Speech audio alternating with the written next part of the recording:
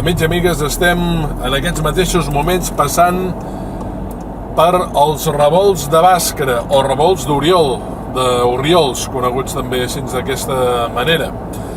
L'any 2006 es va fer una nova carretera per salvar aquestes corbes perilloses que hi havia en aquest indret. Fixeu-vos ara aquí a la dreta, com podem veure també un altre tram d'aquestes corbes, d'aquests revolts d'Orriols. Era un lloc on s'apareixia la dona, la noia autoestopista, que no és només d'aquí de Bàscara, sinó també a la carretera de la Rabassada també és coneguda l'aparició de la dona autoestopista.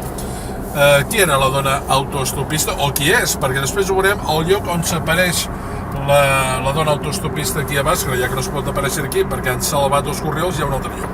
Doncs bé, aquesta noia solia aparèixer, sobretot els caps de setmana, en aquest indret, quan hi havia la carretera, per exemple, presentava glaç, quan podia el cotxe relliscar per culpa del glaç, quan hi havia molta boira, quan plovia, quan hi havia doncs, un temps meteorològic no apte per la carretera.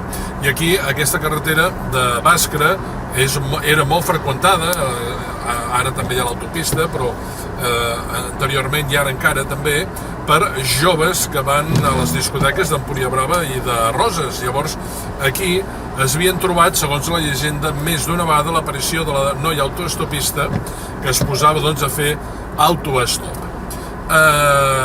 Esclar, tu quan la veies doncs, t'aturaves, paraves el cotxe, la convidaves a pujar, generalment deien que es posava a darrere i deia molt poques coses. Deia bona nit, i tu, lògicament, com a persona educada, deies bona nit.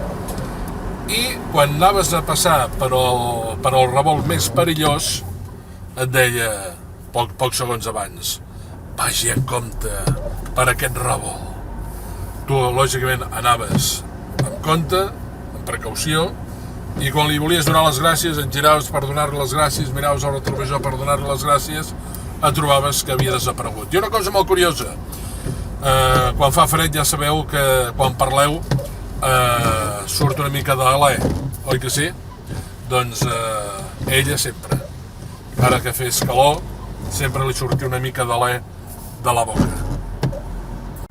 Aquest és el revolt, enfoquem aquí a mà esquerra, gràcies senyor Bernat de Claravall, que tan i tan perillós és que la noia autoestopista ara ens avisa, ja que, tal com hem dit, no pot estar en el lloc habitual de sempre gràcies a les noves obres. A on es posa aquesta dona autoestopista? Ara us ho explico. Aquí, en aquest indret, és on apareix, en aquest indret, ara actualment, la dona autoestopista. Llavors el cotxe que ve des de Figueres, el que fa és, doncs, aturar-se i d'aquesta manera evita anar ràpid, anar a gran velocitat per aquella corba, per aquell revolt que us deia tan i tan perillós. Fixeu-vos que marca 70 i després 40. És aquí on s'apareix ara la dona autoestopista. En la nostra història de les 1001 llegendes i mites de Catalunya. També, abans us deia de la Rabassada, també al Coll del Bruc, a la Noia, o a la Costa del Garraf, s'apareix la dona autoestopista. Espero que us hagi agradat la nostra història de 1001 llegendes i mites de Catalunya.